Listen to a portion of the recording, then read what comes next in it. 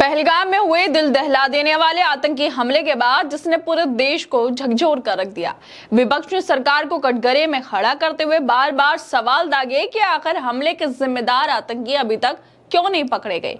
इन सवालों का जवाब देने के बजाय सरकार ने ऑपरेशन सिंदूर शुरू कर दिया, जिसे आतंकवाद के खिलाफ बड़ा कदम बताया गया। इस ऑपरेशन ने आतंकी ठिकानों को निस्तानाबूद किया, मगर कहानी यही खत्म नहीं हुई। अचानक अमेरिका की मध्यस्थता में सीजफायर का ऐलान हो गया, लेकिन मोदी सरकार की तरफ से ट्रंप के दावों का खंडन नहीं किया गया। एक बार यह नहीं बोला गया कि ट्रंप जो दावे कर रहे हैं वो गलत है। विपक्ष भी सवाल पूछ ही रहा है कि आतंकी कहां है, कैसे सुरक्षा चूक हो गई, लेकिन बीजेपी वालों ने सिर्फ खामोशी को ओढ़ रखा है।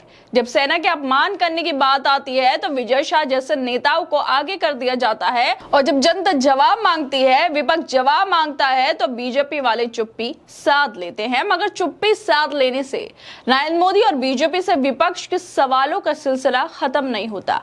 इसी वजह से फिर एक बार टीएमसी के नेता महुआ मोइत्रा और अभिषेक बनर्जी लंबे चौड़े ट्वीट कर रहे हैं और ऐसे सवाल पूछ रहे हैं जिसका जवाब शायद बीजेपी वाले ना दे पाए या फिर देना ही नहीं चाहते। दरअसल टीएमसी के नेता अभिषेक बनर्जी ने पहलगाम हमले के बाद सरकार और उसकी नीतियों पर सवाल उठाए हैं। उन्होंने लंबा चौड़ा ट्वीट किया है और उसके साथ ही 5 सवाल ऐसे पूछे हैं जो देश की जनता को जानना जरूरी है। इन सवालों को हर कोई उठा रहा है, लेकिन नरेंद्र मोदी की सरकार जवाब नहीं दे पा रही है। अभिषेक बनर्जी ने पहलगाम हमले को लेकर ट्वीट करते हुए कहा कि पहलगाम आतंकी हमले को 55 दिन से ज्यादा हो चुके।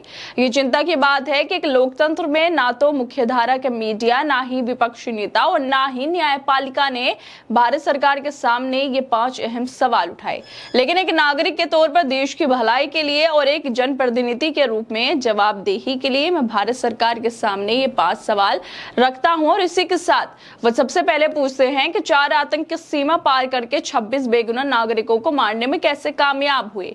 राष्ट्रीय सुरक्षा में इतनी बड़ी चूक की जिम्मेदारी कौन लेगा? यह वाकई सबसे बड़ा सवाल यही है कि वो आतंकवादी कैसे पहलगाम पहुंच गए, और ये जो सुरक्षा में इतनी बड़ी चूक हुई है जो 26 लोगों की जान ले गई, जिसमें 26 लोगों की मौत हो गई, उसकी जिम्मेदारी कौन लेगा? इसके साथ ही अभिषेक बनर्जी दूसरा सवाल पूछते हैं कि अगर यह खुफिया नाकामी थी तो हमले के महज 1 महीने बाद इंटेलिजेंस ब्यूरो प्रमुख का कार्यकाल 1 साल क्यों बढ़ाया गया? उनकी जिम्मेदारी तय करने के बजाय इनाम क्यों दिया गया? इसके पीछे क्या मजबूरी है? अगर सरकार विपक्षी नेताओं और मेरे सहित भी पत्रकारों और जजों के खिलाफ पेगासस सॉफ्टवेयर का इस्तेमाल कर सकती है, तो आतंकी नेटवर्क और संदिग्धों के खिलाफ इसका इस्तेमाल क्यों नहीं कर सकती है? सरकार के ऊपर यह आरोप लगे कि विपक्ष के खिलाफ पेगासस का उपयोग किया गया, तो यही पेगासस क्यों आतंकवादियों के खिलाफ इस्तेमाल नहीं किया जा सकता है ताकि उन्हें पकड़ा जा सके? आखिरकार सरकार ऐसा क्यों नहीं कर रही है? इसके साथ तीसरा सवाल यह है कि इस क्रूर धर्म के आधार पर हुई नरसंहार के लिए जिम्मेदार 4 आतंकी कहां हैं? क्या वो मारे गए या जिंदा हैं? अगर वो मारे गए तो सरकार ने साफ बयान क्यों नहीं दिया, और अगर नहीं मारे गए तो ये चुप्पी क्यों है? जो सवाल अभिषेक बनर्जी पूछ रहे हैं वो हर एक भारतीय के मन में है, जनता के मन में है कि आखिरकार वो आतंकवादी है कहां पर छुप कर बैठे हैं? क्यों 1 महीने से ज्यादा बीत गया, अभी तक वो आतंकवादी पकड़े ही नहीं गए हैं? आखिरकार क्या हमारी भारत की सरकार इतनी नाकाम है कि वो आतंकवादियों तक भी पहुंच नहीं पा रही है? क्यों वो आतंकवादी खुले घूम रहे हैं? उनकी कोई जानकारी क्यों नहीं है? अगर वो जिंदा है तो तब भारत सरकार को बताना चाहिए, मर गए मारे गए तो तब भी भारत सरकार को बताना चाहिए। कम से कम भारत की जनता को जवाब तो देना ही चाहिए नरेंद्र मोदी की सरकार को। लेकिन सरकार चुप्पी साध कर बैठ गई है, वो कुछ बोलने को ही तैयार नहीं है। सारी मीटिंगें हो रही हैं, लगातार अपनी बातों को सुनवाया जा रहा है, नरेंद्र मोदी दौरे कर रहे हैं, विदेशों के रैलियां कर रहे हैं, विपक्ष पर हमला किया जा रहा है, लेकिन सवाल जो है कि आतंकवादी कहां पर है, यह हमला कैसा हुआ, इसका जवाब नरेंद्र मोदी की सरकार के पास है ही नहीं। इसके साथ अभिषेक बनर्जी अपने ट्वीट में चौथा सवाल ये जोड़ते हैं कि भारत कब पाकिस्तान के कब्जे वाली जम्मू कश्मीर को वापस लेगा। अमेरिकी राष्ट्रपति के दावों का सरकार ने आधिकारिक जवाब क्यों नहीं दिया कि उन्होंने व्यापार के वादों के साथ भारत को सीज़फायर के लिए मनाया। जब पूरा देश जाति, धर्म और राजनीति से ऊपर उठकर सेना की वीरता और बलिदान का जश्न मना रहा था, तो 140 करोड़ भारतीयों की भावनाओं की उपेक्षा क्यों की गई? क्या इस समझौते की वजह क्या हो सकती है? समझौते की पीछे की वजह। बाकी ये सवाल भी बेहद अहम है कि जब हमारी भारतीय सेना पाकिस्तान में जीत के परचम लहरा रही थी, 9 आतंकी ठिकानों को नेस्तनाबूद कर दिया गया, 100 से ज्यादा आतंकवादियों को मार दिया गया, तो उस वक्त क्यों ट्रंप की तरफ से ट्वीट किया गया था सीज फायर का, और हमारी भारत की सरकार या फिर किसी भी सेना प्रमुख की तरफ से ये आधिकारिक बयान क्यों नहीं आया कि सीज फायर हमारी तरफ से हुआ? भारत की सरकार ये बोल रही है कि किसी की मध्यस्थता नहीं थी, लेकिन वो ट्रंप के दावों का खंडन नहीं कर पा रही है। क्या इस बात से ये माना जाए कि ट्रंप सच बोल रहे हैं? अगर भारत की सरकार को लगता है, नरेंद्र मोदी की सरकार को लगता है ट्रंप सच नहीं बोल रहे हैं, तो फिर खंडन कहां पर है? क्यों ट्रंप के खिलाफ जाकर ये नहीं बोला जा रहा है कि ट्रंप जो बोल रहे हैं वो गलत है, कोई व्यापार की धमकी देकर सीज फायर नहीं हुआ, ये भारत पाकिस्तान के बीच सीज फायर था, आपसी बातचीत में ये सब हुआ? क्यों ये बातें, इतनी सी बातें नरेंद्र मोदी की सरकार नहीं बोल पा रही है? और इसी के साथ जो 5वां सवाल है टीएमसी के नेता जो पूछ रहे हैं वो ये है कि पहलगाम हमले के बाद पिछले 1 महीने में 33 देशों से संपर्क करने के बाद कितने देशों ने भारत को स्पष्ट समर्थन दिया?